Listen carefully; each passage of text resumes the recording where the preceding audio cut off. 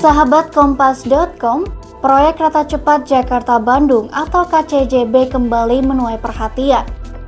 Belakangan tersiar kabar terjadinya pembengkakan biaya dalam pembangunan proyek kereta cepat ini. Seperti yang kita tahu, pada awalnya pembiayaan proyek KCJB ini 75%-nya berasal dari pinjaman modal luar negeri melalui skema bank to bank seperti China Development Bank. Namun saking besarnya pembengkakan biaya itu, pihak China yang diajak untuk bekerja sama membangun proyek tersebut belak-belakan meminta pemerintah Indonesia ikut menambal bengkak biaya proyek lewat APBN.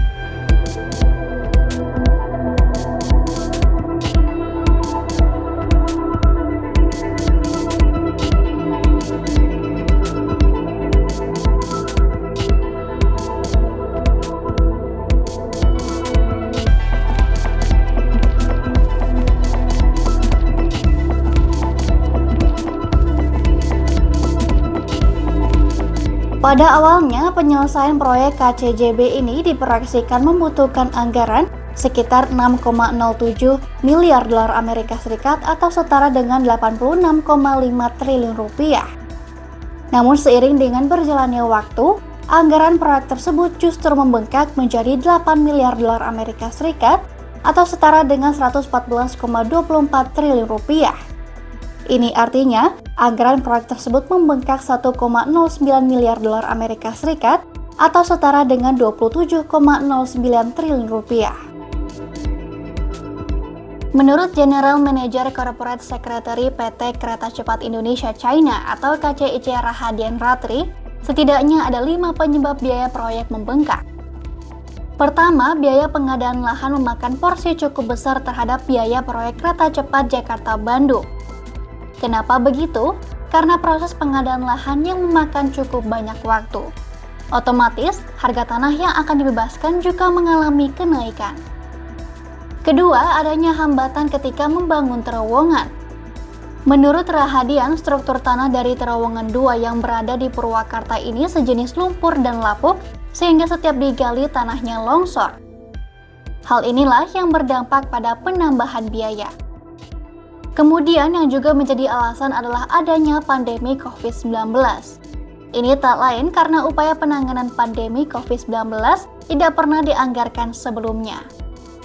Alasan selanjutnya adanya penggunaan teknologi Global System Mobile Railway atau GSMR untuk operasional kereta api di Indonesia. Kenapa ini jadi penyebab biaya bengkak? Karena pada anggaran awal KCIC mengacu pada penggunaan frekuensi GSMR di China yang gratis, sementara di Indonesia harus berbayar. Kemudian yang kelima, KCIC memang membutuhkan biaya investasi tambahan untuk instalasi listrik PLN.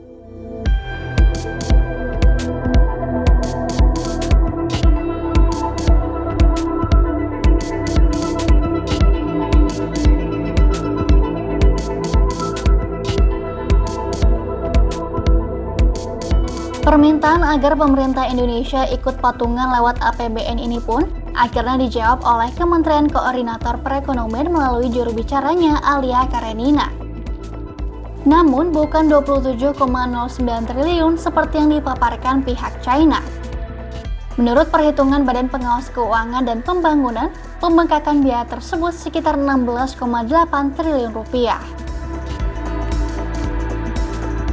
Terkait permohonan tersebut, Alia menyebut pemerintah Indonesia tak bisa langsung menyetujuinya, terlebih menggunakan APBN. Pasalnya, pemerintah masih harus melakukan pembahasan untuk menyiasati kekurangan biaya ini.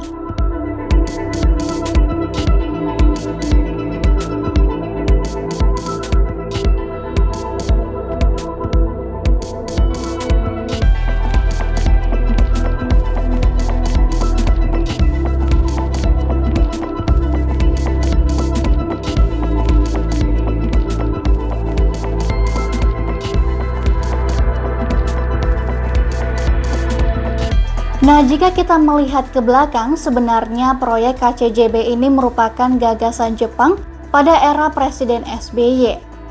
Kala itu Jepang sudah menunjukkan keseriusannya dengan melakukan studi kelayakan hingga berjanji menggelontorkan modal 3,5 juta dolar Amerika Serikat sejak tahun 2014. Mereka juga menawarkan pinjaman proyek dengan masa waktu 40 tahun berbunga hanya 0,1% per tahun.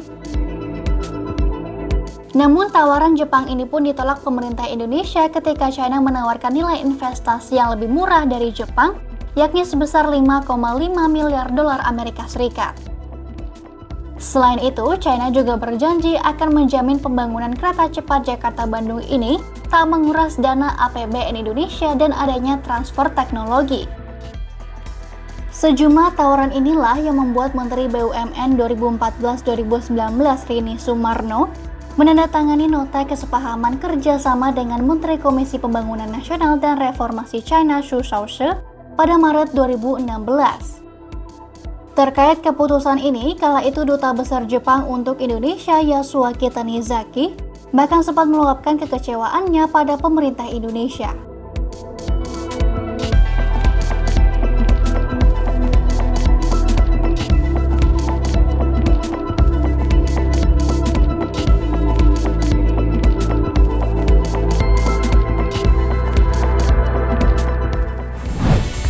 Demikian news update, simak terus informasi terupdate lainnya hanya di kompas.com. Jernih melihat dunia.